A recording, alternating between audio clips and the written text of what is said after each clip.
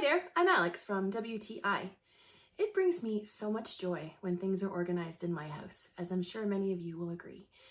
For the longest time, my vinyl and heat transfer vinyl have been a disaster. I love to make crafts, I love working with all of the media, and finally I found a great solution to storing all of my vinyl rolls. Check out this vinyl roll holder behind me.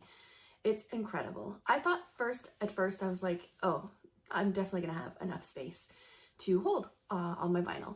This thing has room for 50 different rolls. And let me give you a little bit closer look at it. First of all, I have to talk about how awesome the quality is. It's absolutely top-notch. I'm very impressed with it, and it just keeps going. It looks so good in my craft room. This is just a quick look at the other side, and I've got lots more room for more vinyl, so you know what that means. Going shopping for more vinyl. I am in love with this vinyl roll holder. It has saved me so much time, and I just love how it looks, even when it's out in my craft area. It's a great quality, and I know you won't be disappointed when you get your own.